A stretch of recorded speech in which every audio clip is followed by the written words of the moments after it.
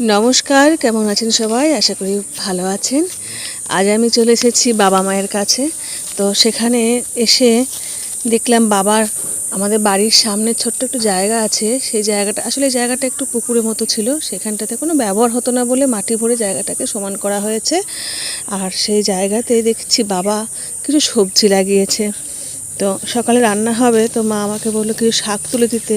তো আমি চলে এলাম সেই বাগানে কিছু শাক তুলবো বলে।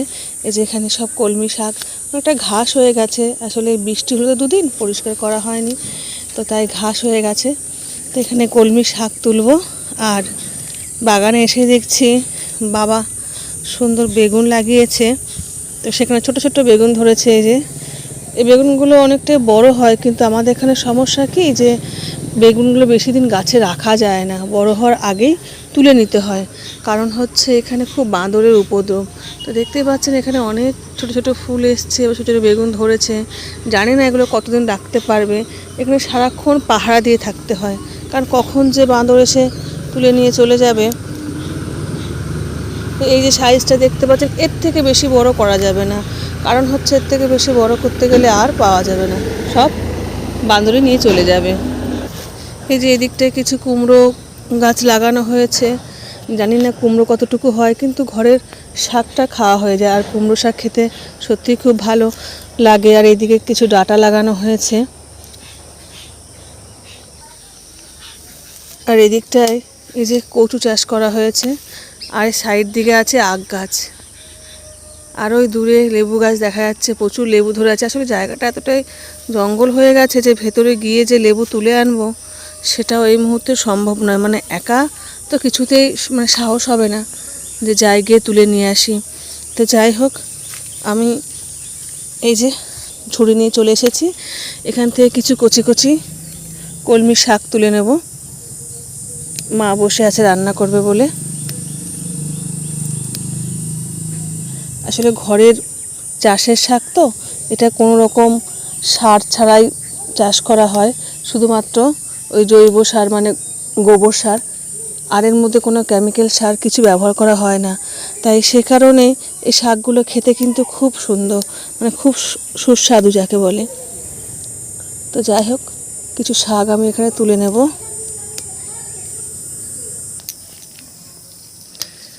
তো যাই হোক, আমার মোটামুটি এখানে কলমি শাক তোলা কমপ্লিট।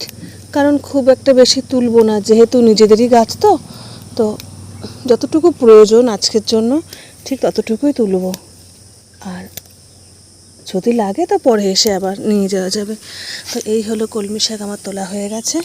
তো চলুন কিছু লঙ্কা তুলে নিই। মা বললো কিছু লঙ্কা তুলে নিতে, তো লঙ্কা তুলে নেবো। আর এই যে নমিতা পিসি চলে এসেছে লঙ্কা নিতে। পিসিও কটা লঙ্কা নেবে, তাই জিজ্ঞাসা করছে লঙ্কা তোলা হলো কি না। দেখা যাক, কটা লঙ্কা তুলে নিই। এই যে লঙ্কা গাছ লাগানো হয়েছে। গ্রামের এই একটা সুবিধা জানেন তো, যে যদি কিছু বাড়ির সামনে জায়গা থাকে তাহলে সেখানে কিছু সবজি লাগিয়ে দিলে নিজেদের নিত্যদিনের প্রয়োজনটুকু হয়ে যায়। আর সত্যি কথা বলতে এখানে মাটিও খুব ভালো, যাই লাগাবেন না কেন ফলনটা কিন্তু খুব ভালোই পাওয়া যায়। তাই সেই হিসেবে এতটা জায়গা পড়েছিল, তো বাবা এখানে মাটি ভরে জায়গাটা সমান করে কিছু গাছ লাগিয়ে দিয়েছে, যাতে বাড়ির প্রয়োজনীয়টুকু হয়ে যায়। আর দেখে যাক, কিছু লঙ্কা তুলে নিই এখান থেকে। এই যে ছোট্ট ছোট্ট গাছে সুন্দর সুন্দর লঙ্কা ধরেছে, যে এগুলো পুরো পেকে গেছে। তো এগুলো তুলব না, দেখি কোথাও কাঁচা লঙ্কা পাওয়া যায় কি না। অনেকগুলো গাছ খুঁজলাম, খোঁজার পরে একটা গাছ দেখলাম যেখানে অনেক লঙ্কা ধরে আছে। এগুলো তুলে নিতে হবে, তা নাহলে আর কদিন পরে এগুলোও পেকে যাবে। এই যে লঙ্কা ধরে আছে, তো এগুলোই তুলে নেব। অল্প করেই তুলব, কারণ ওই যে বললাম যেহেতু বাড়ির গাছ, যতটুকু প্রয়োজন অতটুকুই রেখে দেওয়ার কোনো প্রশ্নই ওঠে না। যদি প্রয়োজন হয় পরে আবার তুলে নিয়ে যাওয়া যাবে। এই যে বাড়ির গাছের টাটকা লঙ্কা। এই একটা ছোট্ট লঙ্কা গাছ, যাতে অনেক লঙ্কা ধরেছে। তা লঙ্কাগুলো তুলে নিতে হবে। চারিদিকটা ঘাস হয়ে গেছে গাছটার। আসলে এত বড় জায়গা সবসময় তো পরিষ্কার করে রাখা যায় না।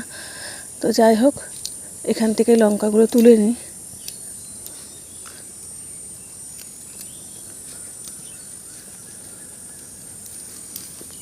আমাদের গ্রামের এই একটা সুবিধা যদি কিছু জায়গা থাকে তো সেই জায়গাটাকে এভাবে যদি একটু পরিষ্কার করে কিছু গাছ লাগিয়ে দেওয়া যায়, তাহলে ওই যে বললাম প্রতিদিনের প্রয়োজনীয়টুকু মিটে যায়। তো যাই হোক, এই আমার কলমি শাক আর লঙ্কা তোলা কমপ্লিট। এবার এগুলোকে ঘরে নিয়ে গিয়ে বেছে পরিষ্কার করে ধুয়ে মাকে দিয়ে দেবো রান্না করার জন্য। তো দেখা হচ্ছে আপনাদের সঙ্গে আবার পরের কোনো ভিডিওতে। ভালো থাকবেন সকলেই, সুস্থ থাকবেন। তো এই একটা লঙ্কা গাছ আমি আপনাদের দেখাই। লঙ্কাটা দেখতে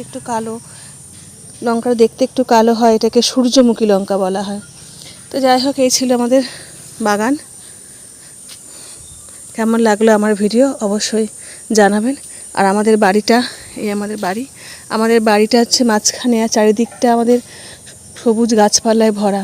মানে বলা যায় প্রকৃতির মাঝখানেই আমাদের বাড়ির সৌন্দর্য এই প্রকৃতির কারণে আরও ফুটে ওঠে।